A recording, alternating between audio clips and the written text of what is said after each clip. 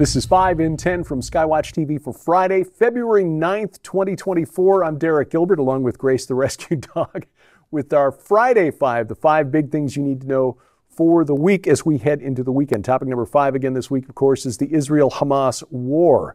We learned this week Israeli Prime Minister Benjamin Netanyahu has rejected out of hand Hamas's demands for a ceasefire. He called them delusional. That would lead to eventually the release of the hostages in Gaza, but it's not clear as to how many of the 136 people not yet returned to their families are still alive at this point. This is something that Netanyahu said would not lead to the release of the hostages, the ceasefire demands by Hamas, but would lead to Hamas regaining its strength and to another attack like the one that occurred on October 7th. Israeli officials said Hamas had asked for the release of all women, children under the age of 18, and men over the age of 50 held in Israeli prisons. Of course, that includes the men over 50, Hamas leadership currently being held. Hamas also wanted the release of 1,500 prisoners between the ages of 18 and 50 and wanted to pick 500 from a list who are currently serving life sentences for murdering Israelis. Now, the Biden administration, meanwhile, pushing a new doctrine that would create what they call a demilitarized but viable Palestinian state, this hypothetical Palestinian state in the West Bank, that's Judea and Samaria, essentially the high ground west of the Jordan River, which from a military standpoint would be suicide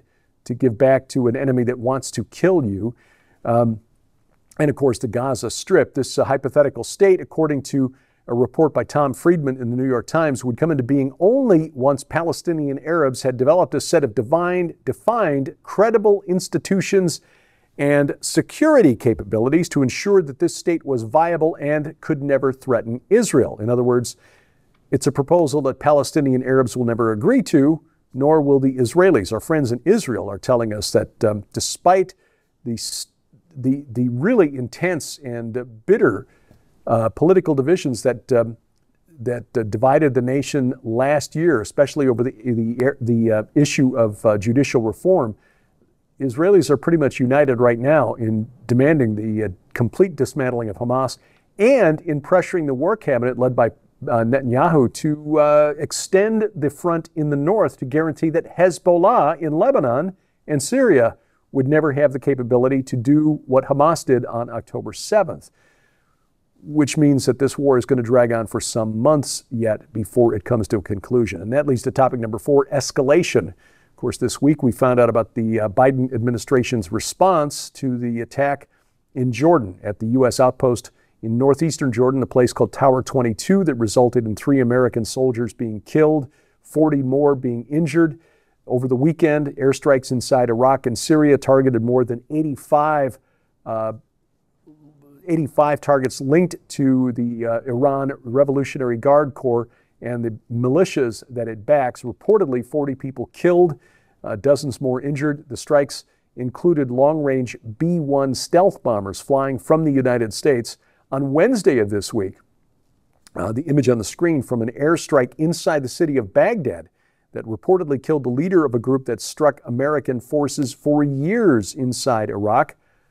However, the leader of one of the militia groups targeted last weekend claims that it had nothing to do with the attack on Tower 22. This group called Brigade 13 was targeted by the United States, but according to a report in PBS, consider the source, Brigade 13 says it's not part of the 4 entities that make up another more secretive group called the Islamic Resistance in Iraq, which has claimed responsibility for attacking American troops at bases throughout Iraq and Syria. Brigade 13 claims it's just defending the border with Syria and has also accused the United States of helping elements of the Islamic State, ISIS,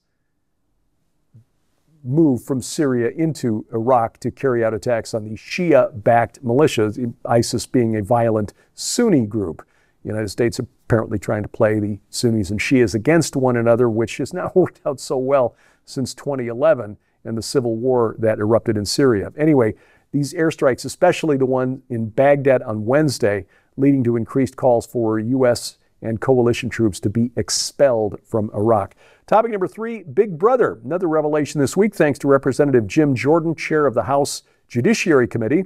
releasing internal documents subpoenaed by his committee showing that Amazon was pressured by the White House in 2021, the peak of the pandemic lockdowns, to flag what the White House considered misinformation and disinformation about vaccines. This was at the same time, we now know, the Biden White House was pressuring Facebook, Twitter, and other social media sites to take down posts that contradicted the approved narrative. According to the documents, White House staff went to Amazon, did a search for vaccine, and started flagging books that it felt did not correspond to the message the White House wanted to put out there. In other words, as Jordan said, the Biden White House thinks that having Americans think for ourselves is completely unacceptable. And after a meeting with the White House in early March of 2021, Amazon did enable a do not promote function on books deemed unacceptable and considered other ways to reduce the visibility of unapproved information. This is how the censorship industrial complex is developing here in the United States, or has developed. The White House, the federal government, doesn't directly tell social media or online retailers what to do, because that's a violation. That's a pretty blatant violation of the First Amendment protection of free speech. They just summon these entities to the White House for consultation and meetings, get them to do it, and then they also farm out through the office inside the Department of Homeland Security tasked with cyber security, farming out the practice of censorship to non-government organizations and university-linked think tanks. This is how Big Brother is taking hold here in these United States. Topic number 2, artificial intelligence hates you. How do we know? Because they keep telling us so. A new study has found models, AI models, behaving in a not exactly ideal manner. Researchers found that industry standard safety training techniques for AI algorithms did not curb bad behavior. These language models, which were trained to be secretly malicious, in one case led to even worse results. The AI is learning to recognize what triggers the safety software put in place and then hides its behavior. Researchers had programmed some of these large language models to act in what they termed malicious ways. The point of the study was to see if this behavior could be removed through industry standard safety training techniques. One AI model was trained to engage in emergent deception, in which it behaves normally in a training environment, but then once it's released into the wild, starts acting in malicious ways. Researchers found that results show that once a model exhibits deceptive behavior, in other words, learning to hide its decision-making and its intentions from researchers, standard techniques could fail to remove such deception and create a false impression of safety. Don't worry, it's probably fine.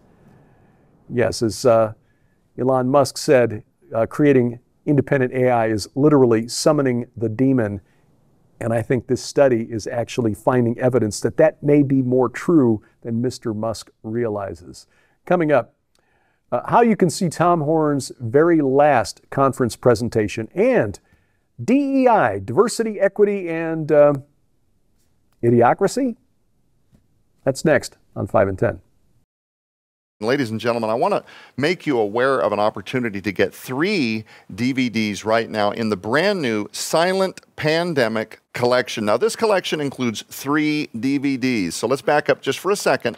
First, you're going to receive the brand new DVD, Viral Defense, evidence-based methodology for optimizing your immunity against COVID-19, long COVID, spike proteins, and future viral outbreaks, along with the new DVD, Fight Back Against Alzheimer's, Dementia, MCI, and Cognitive Decline. But you're also going to receive the over 5-hour DVD, My Classic Time Bomb, which features off-the-record interviews with professionals in healthcare, Dr. Matthew Sams, Dr. Ralph Umbriaco, Dr. Josh Vance, and contains the original interview with my father from a couple of years ago, where he actually talked about how he reversed his type 2 diabetes with natural supplementation and change to lifestyle.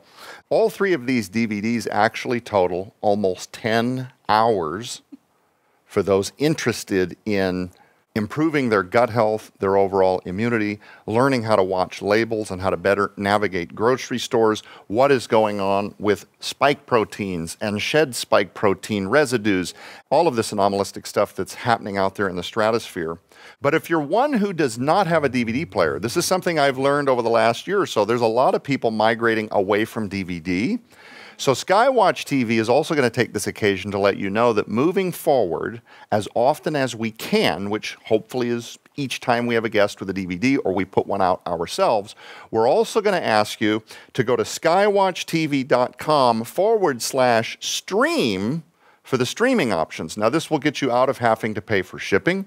If you're a person who doesn't want the DVD sitting on a shelf somewhere, you're not a collector, you don't need the physical copy, but you want to see the content. So if you want the DVD copies of all three of these right now while supplies last, you can get the Silent Pandemic Collection in physical copy for your donation of $35 plus shipping and handling. But if you want to stream these, go to skywatchtv.com/stream. You will see a couple of different options. First, you can stream just Fight Back Against Alzheimer's for $15, or you can stream the Viral Defense DVD by itself for $20, or you can stream all three, which total the 10 hours that I just mentioned on all of the above, for only $20 right now in a special Silent Pandemic bundle right now. Item number one today, DEI is misspelled. It should perhaps be DIE. I mean, we're told this isn't happening, and yet the people making it happen are then publicly outed as saying that they really want this to happen. In other words, meritocracy gone, because that's too exclusive. Political commentator, outspoken Christian Matt Walsh, shared a video on X, formerly Twitter, of a group within the Federal Aviation Administration workshopping a plan to reduce the number of white males in aviation. Yes, the aviation industry is just too white, and these people inside the FAA actively workshopping ways to get rid of white men, reduce the percentage of white men in the field. He posted a thread here. He closes the thread by noting that the video footage was taken in April of 2022, and he says that several sources have contacted him since then, sources inside the aviation industry, to warn about far-left DEI policies that have taken over the minds of HR and management inside the industry. For example, a transgender pilot for one of the major airlines who received consistently negative reviews during his probationary period was put in the cockpit anyway because the chief pilot's office didn't want to confront the problem, be accused of being transphobic. It is also public knowledge now that Delta Airlines has a program to help pilots transition. Another source reported to Walsh that his job is to design advanced military systems, but is constantly sidetracked by DEI proposals like developing gender-inclusive seatbelts. Gender-inclusive seatbelts. Now, this is relevant. Remember, we're just not long removed from that Alaska Airlines 737 that just spontaneously turned itself into a convertible in midair. And just 3 weeks ago, the New York Post reported that the Federal Aviation Administration is actively recruiting workers who suffer from, and I quote, severe intellectual disabilities, end quote, psychiatric problems, other physical and mental disorders under a diversity and inclusion hiring initiative that's on the FAA's website. So we're not making this stuff up. The bottom line here is, I don't really care about the color, gender, sexual orientation of the people designing, testing, or flying the planes we depend on for travel. I just want to know it's going to get there with the same number of pieces it had when it left the original airport. I mean, if you cannot see how hiring people based on gender identity, sexual orientation, or skin color alone, instead of whether they can do the job, is going to lead to disaster, then you are not a serious thinker. DEI is going to lead to people who DIE.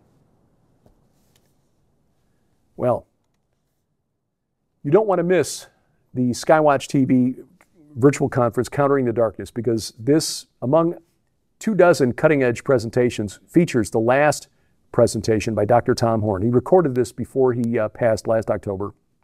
And This will be available beginning February 29th for 90 days. Even if you sign up after February 29th, you will get access for 90 days. So do take advantage of it, but there's a benefit to doing it early, because if you sign up by February 15th, just a week away, you get a $10 discount, the early bird discount. Normally $95, just $85 if you sign up through the 15th.